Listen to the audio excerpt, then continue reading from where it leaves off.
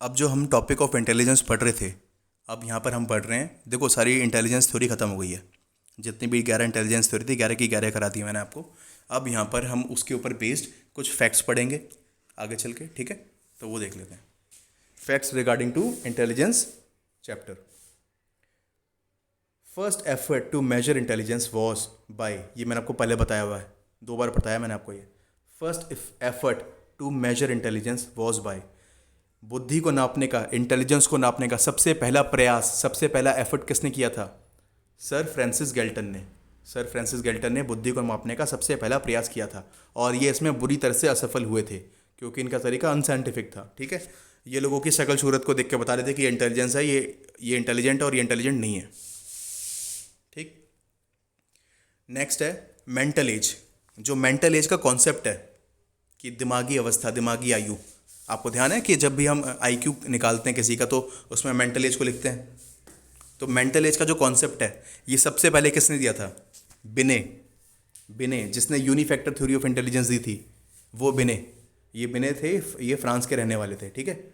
और फ्रांस में इन्होंने क्या था कि बच्चों के लिए कुछ स्कूल खोलने वाले थे, मतलब सरकार कुछ सिलेबस वगैरह तैयार करी थी बच्चों के लिए। तो वो जानना चाह रही थी कि भाई हमारे देश के बच्चों में कैपेबिलिटी है, सीखने की क्षमता है, हम उनके लिए जिस तरह का सिलेबस वगैरह बना रहे हैं, जिस तरह के स्कूल बना रहे हैं, तो ये पता लगाने के लिए इन्होंने बिने को अपॉइंट करा था। तो बिने ने अपने देश के बच्चों की इंटेलिजेंस, बुद्धि को नापने के लिए मेंटल एज का कॉन्सेप्ट लेके आए, ठीक है। ये स्टोरी थी इनकी बिने की। तब जाके इन्होंने अपनी बुद्धि के ऊपर थ्योरी दी सबसे पहली, यूनिफैक्टर जो थ्योरी है इंटेलिजेंस की, वो बिने की दी हुई है।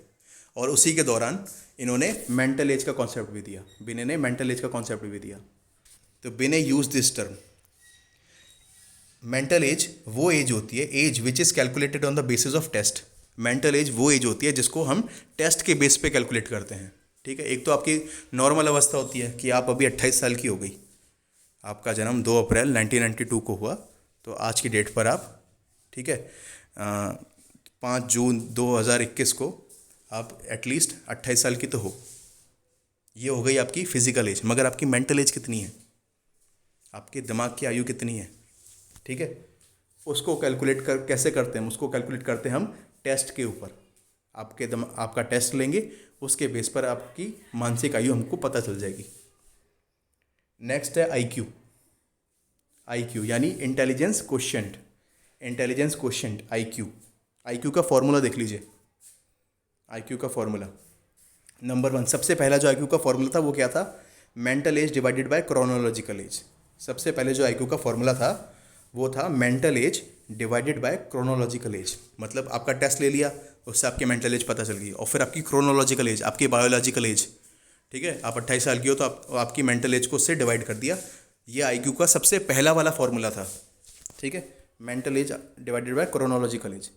क्रोनोलॉजिकल एज की जगह इसको आप फिजिकल एज भी कह सकते हो, इसको एक्चुअल एज भी कह सकते हो, इसको रियल एज भी कह सकते हो। मतलब PA, AA, RA, CA, ये सब इसके नीचे आ सकता है, मगर समझने की बात है, ठीक है। जो ये सबसे पहला फॉर्मूला था ना आईक्यू का, ये वाला mental as divided by chronological age, इसको देने वाला था टर्मन। टर्मन ने ये वाला फॉर्मूला दिया था, mental as divided by chronological age वाला। दूसरा जो नया फॉर्मूला है, जो आज के टाइम पर हर जगह यूज़ होता है, किसी का भी आईक्यू निकालना तो ये वाला फॉर्मूला हर जगह यूज़ होता है और एक्सेप्टेबल भी है। ये क्या है? न्यू फॉर्मूला है mental as divided by chronological age, similar है।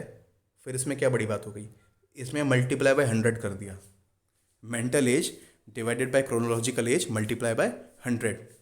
और ये नया फॉर्मूला देने वाले थे स्टर्न। इस नए फॉर्मूले को देने वाले थे स्टर्न, और ये वाला फॉर्मूला हर जगह सर्वमान्य है और हर जगह आईक्यू इसी पे कैलकुलेट होता है, ठीक है।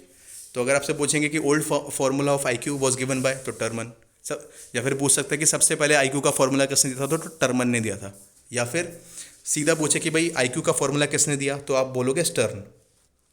अगर आपसे नॉर्मल क्वेश्चन पूछते हैं कि आईक्यू का फॉर्मूला किसने दिया है, तो आप स्टर्न मार्क करके आओगे, क्योंकि स्टर्न का ही चलता है हर जगह पूरी दुनिया में।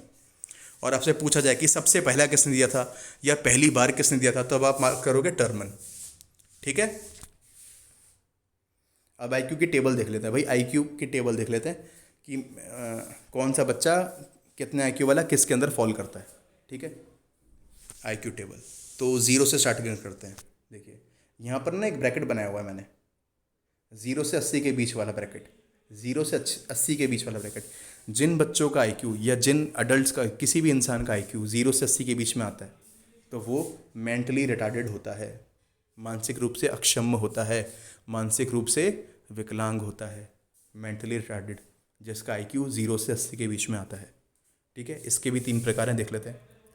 टाइप ऑफ चाइल्ड, जिसका आईक्यू 0 से 20 या 25 है, जिसका आईक्यू 0 से 20 या 25 है, 0 से 20 या 25 है, ऐसे बच्चे को कहते हैं इडियट।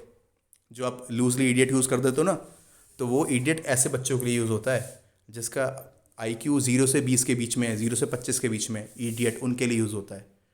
ऐसे बच्चों को नर्सिंग की ज़रूरत होती है, नीड नर्सिंग चाहिए होता है इनको। ठीक है, ये NMR, इनको NMR भी कहा जाता है, मतलब मेंटली रिटार्डेड तो हैं ये, मगर इनको नर्सिंग वाले मेंटली रिटार्डेड हैं। NMR इनके लिए शॉर्ट फॉर्म होती है, नर्सिंग चाहिए होती है इनको, हमेशा एक असिस्टेंट चाहिए, वरना ये ऐसे होते हैं कि मतलब कुछ भी काम नहीं कर पाते अपना, ये पड़े रहेंगे एक जगह पर, कुछ भी नहीं कर पाएंगे, हिलडुल भी नहीं पाते, इस तरह के होते हैं ये। नेक्स्ट है आपका जिनका मेंटल आईक्यू होता है 20 या 25 से 50 के बीच में, ऐसे समझ लीजिए 25 से 50 के बीच में जिनका मेंटल आईक्यू है वो होते हैं मोरॉन। जिनका 25 से 50 के बीच में आईक्यू है वो होते हैं मोरॉन। इनको कहते हैं ट्रेनेबल, इनको आप ट्रेनिंग दे सकते हो। जिनका आईक्यू 25 से 50 के बीच में, इनको आप ट्रेनिंग दे सकते हो। मतलब ट्रेनिंग, इनको आप अपनी शर्ट के बटन बंद करना सिखा सकते हो, इनको आप पैंट पहनना सिखा सकते हो, इनको आप पॉटी करना सिखा सकते हो, पॉटी के बाद खुद को धोना, अपने हाथ खुद धोना, ठीक है, और चम्मच से खुद खाना खाना, खुद खाना खा लेना, कपड़े पहन लेना, और खुद अपने आप नहा लेना और अपने आप को साफ़ कर लेना।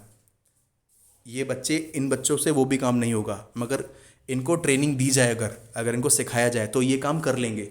20 से 50 के आईक्यू वाले बच्चे ट्रेनेबल मेंटली रिटार्डेड होते हैं, TMR होते हैं ये। ठीक है, ट्रेनेबल मेंटली रिटार्डेड। तो मोरॉन होते हैं ये, मोरॉन, इनको मोरॉन कहा जाता है। ये मेडिकल टर्म है, आज के टाइम पर शायद इस तरह के टर्म इस्तेमाल ना करते हो वो लोग।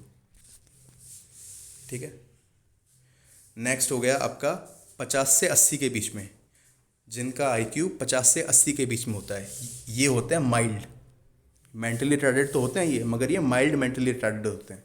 ठीक है, इनको एडुकेटेबल भी कहा जाता है कि ये एजुकेट कर सकते हैं इनको थोड़ा बहुत, मतलब ये अपना नाम, पता, फ़ोन नंबर, ठीक है, इस तरह की बेसिक चीज़ें सीख सकते हैं। थोड़ा बहुत पैसों का हिसाब लगाना, थोड़ा बहुत, मतलब कि कितने पैसे दिए तो कितने पैसे ले लेंगे, मतलब इतना थोड़ा बहुत सीख सकते हैं ये माइल्ड। तो इनको एजुकेटेबल मेंटली रिटार्डेड कहते हैं, मतलब थोड़ा बहुत पढ़ लिख सकते हैं ये, इनको सिखाया जाए तो इतना कर लेंगे। देखा आपने कितना फ़र्क आ गया। 0 से 20-25 वाला तो कुछ कर ही नहीं सकता, वो कुछ सीख ही नहीं सकता, वो अपनी गंदगी में पड़ा रहेगा, वो नंगा है तो नंगा पड़ा रहेगा, पॉटी कर दी तो उसमें पड़ा रहेगा, ना कुछ करेगा। उसको तो एक नर्स चाहिए अटेंड करने के लिए हमेशा। 25 से 50 वाला मॉरन होता है, मगर उसको ट्रेनिंग दी जा सकती है। ट्रेनिंग दे दोगे तो वो अपना पर्सनल काम कर लेगा, खाना पीना खा लेगा, कपड़े पहन लेगा, साफ, अपने आप को साफ रख लेगा। बताओगे तब, खुद से नहीं, बताओगे तब। और फिर आता है 50 से 80 वाले, ये माइल्ड होते हैं, इनको पढ़ाया लिखाया जा सकता है। पढ़ाया लिखाया में मतलब अपना नाम, पता, एड्रेस, फ़ोन नंबर और थोड़ा बहुत पैसे का लेन देन, थोड़ा बहुत पैसे का लेन देन वो कर लेते हैं ये, दैट्स इट। उसके बाद आते हैं 80 से 90 वाले, जिन बच्चों का आईक्यू होता है 80 से 90 में, ये होते हैं स्लो लर्नर, बहुत धीरे धीरे सीखते हैं। इनको एक चीज़ को बार बार रिपीट करके बताना पड़ता है। ठीक है, E.L. थॉर्नडाइक ने स्लो लर्नर के लिए ही वो ट्रायल एंड एरर वाला मेथड दिया था। खैर, फिर आता है 90 से 110 वाला। ये जो बच्चे होते हैं जिनका 90 से 110 होता है, ये होते हैं एवरेज या बॉर्डर लाइन। इनको एवरेज बोला जाता है या बॉर्डर लाइन बोला जाता है। 90 से 110 वाले, जिनका आईक्यू 90 से 110 के बीच में है, ये हैं बॉर्डर लाइन या एवरेज। फिर आता है 110 से 120 वाले, 110 से 120 आईक्यू वाले बच्चे, ये होते हैं सुपीरियर। जिनका आईक्यू 110 से 120 के बीच में, ये बच्चे होते हैं सुपीरियर। जिनका आईक्यू 120 से 130 के बीच में होता है, जिनका आईक्यू 120 से 130 के बीच में होता है, ये होते हैं वेरी सुपीरियर। जिनका आईक्यू 110 से 130 के बीच में है, ये हैं वेरी सुपीरियर। ओके, नेक्स्ट, जिनका आईक्यू 130 के ऊपर होता है, ये तो हमने पहले भी पढ़ा है, जिनका आईक्यू 130 के ऊपर होता है, ये होते हैं गिफ्टेड बच्चे।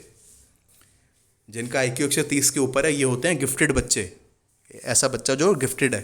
और हमने पढ़ा था गिफ्टेड बच्चे किस तरह के होते हैं, कन्वर्जेंट थिंकर होते हैं, ठीक है, इन द बॉक्स सोचते हैं। समझ गए आप?